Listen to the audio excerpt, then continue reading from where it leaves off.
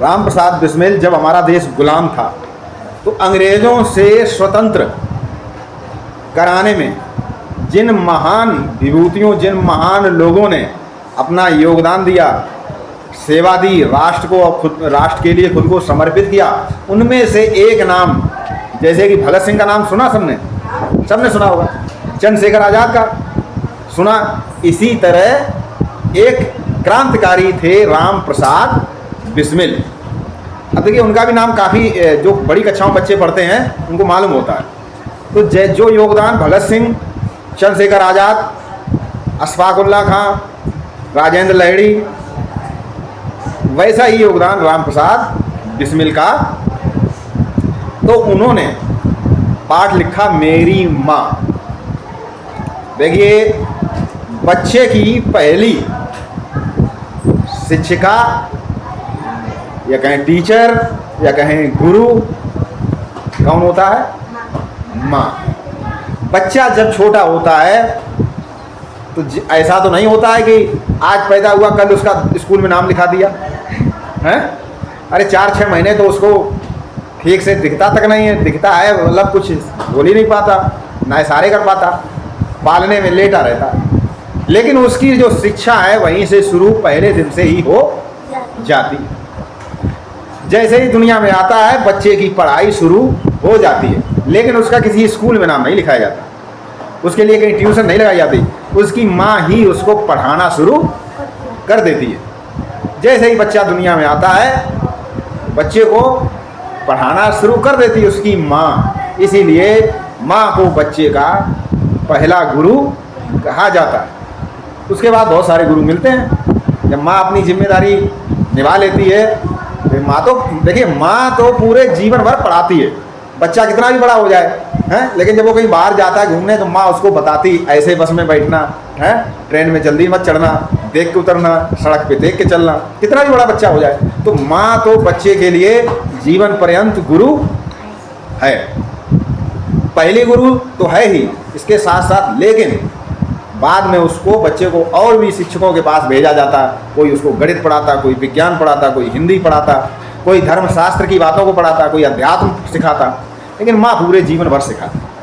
तो ये जो योगदान है इसको राम प्रसाद बिस्मिल ने अपने शब्दों में यहाँ पर लिखा है, अपनी माँ के बारे में लिखा है कि माँ का हमारे जीवन में क्या योगदान है। देखिए माँ चाहे तो बच्चे को डाकू बना दे और माँ चाहे तो बच्चे को बड़ा अधिकारी बना दे, महान संत बना दे। स्वामी विवेकानंद का आप चित्र देख रहे हैं बोर्ड पे, तो स्वामी विवेकानंद को कौन पढ़ाता था बचपन में? उनकी माँ। रामायण महाभारत की कहानी सुनाती थी है। कितने साल हो गए स्वामी विवेकानंद के चित्र बनाए हुए? तुम लोग बहुत छोटे तब मैंने बनाया था। शिवाजी, वीर शिवाजी, उनको कौन पढ़ाता था? जीजाबाई, उनकी माँ। तो जितने भी दुनिया में महान लोग हुए, महान व्यक्तित्व, जितने भी दुनिया महान हुए, तो उनके महान बनने में उनकी माँ का बहुत बड़ा योगदान। माँ अनपढ़ हो तब भी कुछ ना कुछ बच्चे को सिखाती, लेकिन अगर माँ शिक्षित हो तब तो बात ही क्या। इसीलिए तो आज जो है, पहले लड़कियों को कहाँ इतना ज़्यादा पढ़ाया जाता था, और जब लड़कियाँ नहीं पढ़ेंगी, अगर माँ शिक्षित नहीं होगी तो बच्चे भी शिक्षित। माँ शिक्षित होती है। मैं जब छोटा था तो मेरी मम्मी जो थी, मेरी माता जी जो थी, वो ही हमको घर पे पढ़ाती थी, ऐसे लिखो वैसे लिखो हैं। आज मुझे अंग्रेजी मुझे उनसे बहुत ज़्यादा आती है, मैंने बहुत पढ़ लिया, लेकिन जब मैं छोटा था तो अंग्रेजी के शब्द उन्होंने ही हमें सिखाए थे। क्यों? क्योंकि उस समय मुझको कुछ नहीं आता था और उनको जो भी आता था हमसे बहुत ज़्यादा आता था, तो उन्होंने मुझे सिखाया। फिर मैं स्कूल में पढ़ने गया तो मैंने उससे ज़्यादा पढ़ा। लेकिन माँ का जो योगदान है, माँ को जितना भी आता है वो अपने बच्चों को सिखाती है। तो वही उन्होंने इस पाठ में लिखा है, मेरी माँ। इसीलिए कहा गया कि तुम कितने भी पढ़ जाओ, कितने भी शिक्षित हो जाओ, कितने भी ज्ञानी हो जाओ, लेकिन अपनी माँ को जवाब नहीं देना चाहिए। क्यों? क्योंकि जब तुमको कुछ नहीं आता था तब उनको बहुत कुछ आता था। बच्चे बड़े हो जाते हैं, क्या कहते हैं? तुम क्या जानो। अपनी मम्मी से क्या कहते हैं? तुम क्या जानो। तुमको कुछ मालूम है? लेकिन जब तुमको कुछ नहीं मालूम था तब उनको बहुत कुछ मालूम था।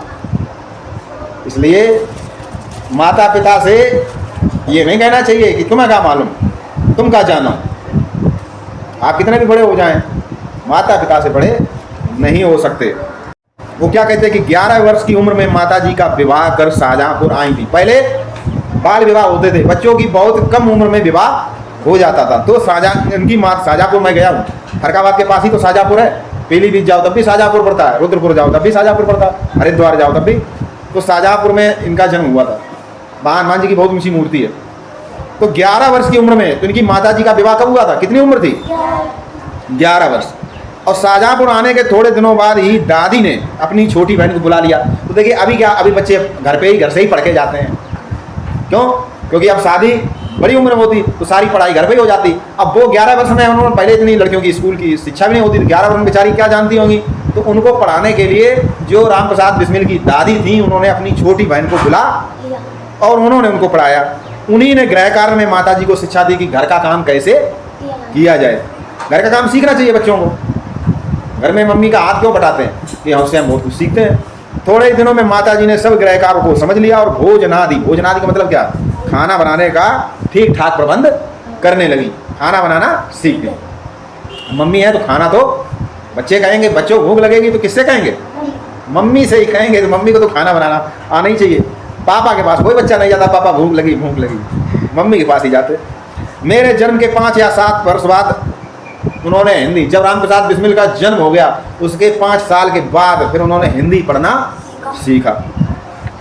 और माता जी की जो सहेलियाँ, गांव में जो सहेलियाँ बन गई वो आती थी, उनसे वो सीखती थी, पढ़ती थी। इसी प्रकार घर का सब काम कर चुकने के बाद जो भी समय मिलता उसमें पढ़ती थी। बताओ, परिश्रम के फल से थोड़े दिनों में ही देवनागरी पुस्तकों का अवलोकन कर। देवनागरी कौन सी? जो हम लोग किताब पढ़ रहे हैं, ये लिपि कौन सी है? देवनागरी। और इसको वो पढ़ना सीख गई। देखिए किताब पढ़ना जो नहीं पढ़ पाता है अब वो दूसरों को जब पढ़ते देखता तो उसे कितना अच्छा लगता। इसी तरह खूब पढ़ने का अभ्यास करना चाहिए। नहीं तो क्या होता कि बगल का पड़ोसी खटाखट किताब पढ़ रहा है और हम जो है देख रहे। मेरी बहनों की छोटी आयु में माता जी ही शिक्षा दिया करती थी। और राम प्रसाद बिस्मिल कहते हैं जो उनकी बहनें थी उनको भी माता जी पढ़ाती थी। जब से मैंने आर्य समाज में प्रवेश किया माता जी से खूब वार्तालाप होता था। वार्तालाप का मतलब क्या? बातचीत। विभिन्न मुद्दों पर, धर्म शास्त्रों पर, सामाजिक बातों पर बातचीत। क्या सही, क्या गलत, क्या होना चाहिए, कि ये क्यों होता, कैसे होता। वो कहते हैं कि यदि मुझे ऐसी माता ना मिलती तो मैं भी अति साधारण मनुष्य की भांति संसार चक्र में फंसकर जीवन निर्वाह करता। वो कहते हैं आज मैं जो भी हूँ, आज मैं जो देश के लिए जो भी कर रहा हूँ, या आप मुझे जानते हैं, तो ये जो योगदान है वो सिर्फ और सिर्फ मेरी माता जी का। अगर माता जी हमें ऐसी ना मिलती तो हम भी और लोगों के तरीके से वही जो दुनिया के काम है उन्हीं फंस के रह जाते। शिक्षा के अतिरिक्त क्रांतिकारी जीवन में भी उन्होंने सहायता की, जो मेजनी को उनकी माता ने की थी। एक मेजनी थे क्रांतिकारी, तो उनकी माता। देखिए माता का योगदान अभी मैंने बताया, शिवाजी माता जी, स्वामी विवेकानंद माता जी के योगदान से ही शंकराचार्य। यथा समय में मैं उन सारी बातों को उल्लेख करूंगा। माता जी का सबसे बड़ा आदेश मेरे लिए यही था। और माता जी ने उनको सबसे बड़ी बात क्या सिखाई थी? राम प्रसाद बिस्मिल की माता जी ने उनको क्या बात सिखाई? ज्ञान तो बहुत दिया, शिक्षा बहुत दी, पढ़ाया लगा कि कभी किसी को मारना नहीं, तुमसे कभी किसी चींटी की भी हत्या ना हो। एक गलती से हमारा पैर पड़ जाता है, गिजाई है, चींटी चींटा मरते रहते, लेकिन अगर सामने है तो हमको जरा देख के चलना चाहिए। देखो बिना देखे तो कुछ भी हो सकता है। अनजाने में बहुत से अपराध होते हैं। इसीलिए तो सुबह उठ के धरती माता को प्रणाम किया जाता है। सुबह उठ के धरती माता क्यों प्रणाम किया जाता है? इसीलिए। क्यों नमस्कार किया जाता है? इसीलिए क्योंकि हमसे बहुत से अपराध होते हैं। उनका कहना था कि अपने शत्रु को भी कभी प्राण दंड ना देना। अभी जो है द्रौपदी मुर्मू राष्ट्रपति, उनका भाषण, वो क्या कहती हैं कि हमारे पिताजी जब लकड़ी काटते थे, सूखी लकड़ी, तो उसको भी प्रणाम करते थे। क्यों? क्योंकि वो पेड़ ने जीवन भर हमको फल दिए, फूल दिए, पत्ते दिए, वृक्ष दी, छाया दी, दवाई दी। और जब वो बूढ़ा हो गया, सूख गया, तब भी हमारे काम, जब वो हल चलाते थे तब भी धरती प्रणाम करते थे। क्यों? क्योंकि जाने अनजाने हल चलाते समय बहुत से कीड़े मकोड़े मर जाते हैं। तो उन्होंने कहा किसी की हत्या मत करना, किसी को कभी मारना मत, किसी की जान मत लेना। खैर, जन्मदात्री जननी तुम्हारा जो ऋण परिशोध करने में व्रत करने का भी, अब वो कहते थे उनको, राम प्रसाद बिस्मिल को फांसी हुई थी ना, तो उनको कहते थे कि हमने अपनी माँ की सेवा नहीं कर पाई।